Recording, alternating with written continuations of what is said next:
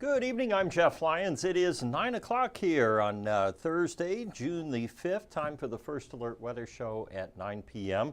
And as always, I'm watching your comments on the 14 News Facebook page. So you can ask questions there, comment in if you like, and we will handle those about midway through the show tonight. Well, as you know, we have a First Alert weather day for tomorrow. We are expecting a few severe thunderstorms with a damaging wind threat during the afternoon. And that threat index includes everything from heavy rainfall and flooding. Even tornadoes can't be ruled out with the storms we're expecting tomorrow afternoon. It's going to be a fairly quiet night. We had a few thunderstorms that came across this evening. None produced severe weather. Had a picture of a cold air funnel down in western Kentucky, but that was it. So no severe weather at all. For tomorrow, we have that level 2 risk on a scale of 5, covering essentially the southern 2/3 of the tri-state south of I-64. And that's where we would have our best chance of seeing some damaging wind gusts. And then that storm risk will shift to the south on Sunday. Our risks are pretty much in line with a level 2 or a slight risk out there. Flooding chance there at 5%, that's pretty low. Damaging wind, 15%, that's typically the level at which you would see a slight risk, maybe a severe thunderstorm or tornado watch tomorrow. And then hail is at only 5% and tornadoes at 2%. So these are low-end severe risks. Doesn't mean low-end severe. The risks are low-end. We could still get, damage out there. So don't blow this off. Overnight tonight through tomorrow, we stay mainly dry. And then during the morning into the afternoon is when we're expecting this line of storms to develop and push in. Anytime we see a line like that, typically we're concerned most with damaging wind gusts. We can also have embedded tornadoes, hail, and very heavy rainfall with a linear system like this, especially if it doesn't move very fast. And behind it, we have what we call stratiform rain, which is persistent rain which continues even after the wind and the drama finish. It can sometimes rain for a couple, 3 hours behind one of these systems. So the bottom line is we will have some sort of impact from the weather, from potentially severe weather, from about noon tomorrow until 6 or 7 in the evening across the tri-state. Saturday looks pretty quiet and dry with the exception of late. We could see a few more thunderstorms rolling through. And then Sunday brings a final break to the wet and unsettled weather.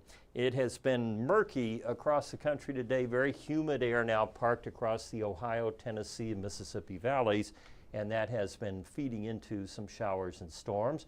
We're at 76 now. It's still 80 at Bowling Green. These temperatures very mild as a result of the moist air and the rain we had earlier today. We got up to 83, which is the normal, and this morning we dropped down only to 70. It's really tough to cool down much when the air is this humid. So there's our 4th 80-degree day in a row. And we also picked up 0.38 of an inch of rain this morning. So all told, for the month now, we've had 45 hundredths. And for the year, we've had about 28.29 inches of rainfall. The temperatures tomorrow, again, kind of muted because of the clouds and storms moving in during the middle of the day. And at the moment, you see just a hodgepodge of warnings across the country. We've had another week of kind of unsettled, moist air situated across the lower 48 here. And what happens is you get these little impulses, low pressures, little waves moving through the atmosphere. Doesn't take much, and it can then initiate some showers and storms. In our case for tomorrow, we think it'll be just a small area of low pressure kind of spinning in here again by noon, and then forcing the issue with those storms moving across during the day on Friday. After that, the weekend, things become a little more diffuse on where they will actually set up, where the storms will set up. Over the next 7 days, our temperatures will stay flat, right around 80 to 85, which is where they should be. And our rain potential is still there through Saturday, Sunday. Both days scattered showers, not a washout here. The modeling, especially the longer range, a little deceiving. All that green on there, you would think it's going to do nothing but rain, but the green, think of it more as areas where it would likely we would see some showers and storms. And the European model is also rainy, of course, for tomorrow. And for the most part, Saturday, Sunday, also bringing rain chances before we dry out into next week. So tonight we drop down to 68 degrees. It'll be cloudy. And then tomorrow's high back up to around 80 degrees. And the thunderstorms then rolling in during the early afternoon. 7-day forecast is quieter once we get past Sunday, Monday, as we have partly to mostly sunny skies and temperatures in the 80s, maybe a little less humidity out there too. Our temperature outlook through the 15th is near normal, as you're seeing there, and rainfall about normal across the entire area. I don't know what kind of pet this is tonight. This is an unusual one. I think that's a salamander. You'll have to weigh in on that. Some kind of lizard or salamander. He looks more salamander-y to me. But anyway, Mark Payton named him Ralph. All right. So I'll leave that up there for our pet pick tonight if you want to weigh in on what that is. I don't think it's a skink or a newt. I think it's a salamander, but you horn in and let me know what you think out on your end. Skink or newt might have it, though. I don't know. We will find out. That's why we're all here tonight. Yeah, the weather's great, but we want to identify random animals out there passing as pets. I don't know that Mark Payton actually has this as a pet, by the way. I think it's under the lawnmower wagon out there. All right, let's turn to your questions now. Jeanette Rice says, good evening. Janet Stapleton. Jeff Miller had 1.5 inches of rain in Savannah today. My goodness. Well, you overperformed. That is quite a bit. Let's see, Chris Jackson watching from Florida. What's north side of Evansville looking like? You know, a little scattered shower and thunderstorm tomorrow afternoon, and maybe some strong to severe storms too. Let's see here. Watching from Dawson Springs, Craig McFadden. Whomever was asking about Hobstadt, they placed a post asking campers to not come until after Saturday morning. Interesting. Yeah, we had a guy, I can't remember his name, I'll see it on there and remember it in a minute, wondering about camping up at Hobstadt for car races up there.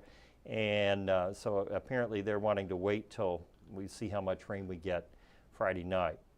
It was damp outside all day long, Holly Keller. I know, very wet. William Raleigh had 1/2 inch of rain near Bossy Field. Okay, well, you know, it was very spotty who had the heavy rain and who did not. Matthew Gerard complaining the last few storms have been boring. All right, well, we may make it up to tomorrow then. Jennifer Wells saying hello from Kentucky this evening. And we have Carol Lamb in there too. Good evening, all right. And I think we got everybody on there. Paula Schaefer, some of our regulars. I hope I didn't forget anybody. All right, I have a shorty here for you. We still don't know. We're assuming salamander, newt, or skink for Ralph back here. Maybe I'll bring Ralph back again next week while we have time to think about it. We have different kinds of thunderstorm structures that we watch for. Today was a good example where we had single cell type thunderstorms, and typically the stronger ones would produce heavy rain, maybe gusty winds and small hail. Very rarely would you see a tornado in a single thunderstorm cell like that. Supercells, on the other hand, have that comma shape or hook shape to them, and they're often responsible not only for large hail, but also tornadoes and damaging wind gusts. And the shape alone, if you see it on a radar, is usually a warning sign. You've got some serious issues there with the tornado potential. What we're expecting tomorrow is somewhere between a linear system and a convective complex there. And so a linear or quasi-linear convective system, we typically, or I call them squall lines, and it usually will come in with a shelf cloud and produce a wide swath of gusty winds. But we can have embedded tornadoes in a QLCS as well as large hail and heavy rain. Now, a lot of time and research has been done at the Weather Service to better detect and understand QLCS tornadoes, which are the kind that we get around here. They're embedded within these quasi-linear lines of storms. And then finally, we have a mesoscale convective system. Sometimes we have clusters of storms. Sometimes it will morph from this into more of a linear structure.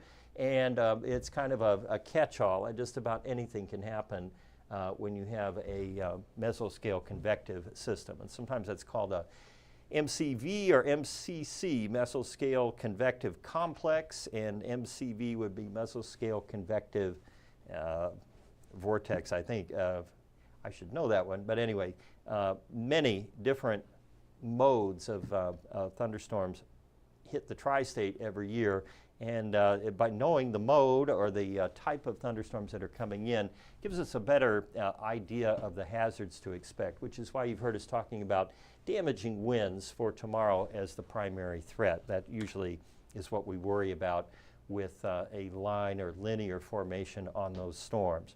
All right, that's all I have for you tonight. I will see you on 14 News at 10. Stay safe. Have a great night.